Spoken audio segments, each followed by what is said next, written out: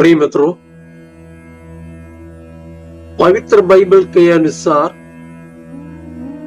मनुष्य पाप में जन्म लेता है, उसका हृदय पाप की ओर झुका रहता है, उसका मन पाप बोझ के नीचे दबा रहता है।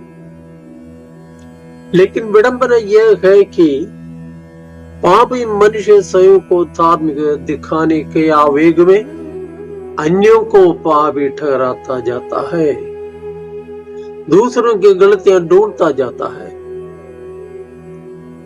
मनुष्य के प्रति ईश्वर का रवैया इससे बिल्कुल भिन्न है। ईश्वर जानता है कि मनुष्य पाप की ओर आकर्षित रहता है और वो सदा पाप में गिर जाने की स्थिति में है। पाप का बोझ मनुष्य को असहाय, दिशाहीन और निराश बना देता है और तभी करुणामय ईश्वर उसको संभालने, उसे बचाने, उसको सांत्वना देने और उसमें नई जान और स्फूर्ति डालने के लिए मनुष्य रूप धारण करके उसके पास आता है। यही नजारा आज के समाचार पाठ में हम देखते हैं। पाप में पकड़ी गई वो स्त्री मूसा के नियमानुसार मृत्यु दंड के योग्य है, लेकिन प्रभु यीशु ईमानदारी एवं कुशलता से उस बेचारी को बचाता है। वो मुक्तिदाता है। वो पूरा प्रसंग बताता है कि पापी या पापनी के प्रति ईश्वर का रवैया करुणा और क्षमा का है। यही हम बाइबल के आरंभ से अंत तक देखते हैं। उत्पत्ति ग्रंथ अध्याय 4 में जरा देखें। अपने भाई हाबिल के हत्यारे कायन का मन विक्षुब्ध था। ईश्वर ने उसे भ्रातृ हत्या की सजा सुनाई।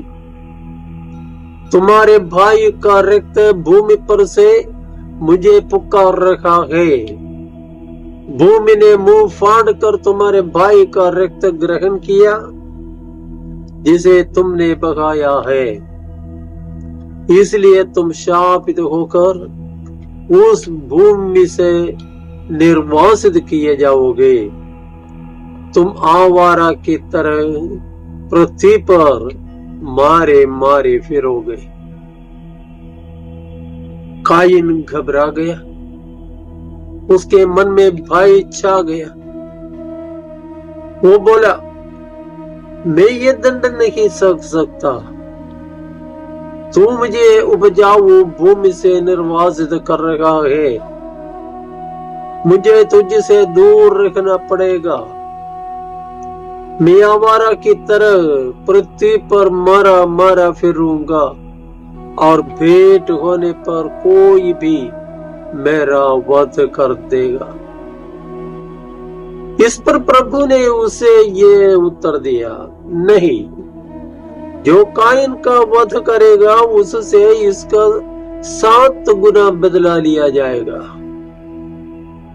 अन्य मनुष्यों से कायन को बचाने के लिए ईश्वर ने उस पर एक चिन्ह भी अंकित किया। कायन मनुष्य कुल का पगला हत्यारा है। दंड करने वाला ईश्वर उसको बचाने की योजना भी तैयार करता है।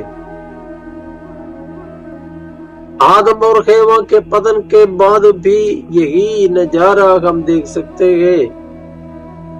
ईश्वर पश्चातापी पापी को बचाता है। पापी को दंडित करना न्याय है, लेकिन न्याय चलाते समय भी ईश्वर की करुणा पापी को घेर लेती है। इस संबंध में संत यूहन्ना का कथन याद करने लायक है। अपने पहले पत्र अध्याय 1 वाक्य 9 में वे लिखते हैं, यदि हम अपने पाप स्वीकार करते हैं तो वो हमारे पाप क्षमा करेगा और हमें हर अधर्म से शुद्ध करेगा। यूहन्ना पश्चाताप एवं पाप स्वीकार की आवश्यकता पर बल देना चाहते हैं। पाप में रहते हुए मनुष्य ईश्वर को प्रसन्न नहीं कर सकता। प्रकाशन ग्रंथ अध्याय 21 वाक्य 27 के अनुसार कोई अपवित्र वस्तु स्वर्ग में प्रवेश नहीं कर पाएगी। पापियों के प्रति ईश्वर के रवैये का ज्वलंत उदाहरण आज के सुसमाचार पाठ में हम सुन सकते हैं। व्यभिचार में पकड़ी गई वो स्त्री मृत्यु दंड के योग्य थी, फिर भी नेता लोग यीशु की परीक्षा लेने के लिए उसे उनके सामने लाकर खड़ा करते हैं ताकि यीशु उसे दंड सुनाए, लेकिन उस पर आरोप लगाने वालों की ओर संकेत करते हुए यीशु कहते हैं कि तुम में जो निष्पाप हो वो इसे सबसे पहले पत्थर मारे। बस यीशु के उस प्रस्ताव से पाप ने तो सही एक अबला स्त्री को माध्यम बनाकर यीशु पर विजयी होने का सपना देखने वालों की हवा उड़ गई। संसार के अंत तक मानव मन में गूंजने वाला है यह प्रस्ताव। जो निष्पाप गए वही दूसरों पर आरोप लगाए। ईश्वर पापी की मृत्यु या उसका नाश नहीं चाहता, बल्कि उसका मन परिवर्तन चाहता है। सुसमाचार में यह तथ्य बार बार सामने आता है। इसका मतलब समझने तथा इसे जीवन में लागू करने की कृपा के लिए हम प्रार्थना करें। जी यीशु।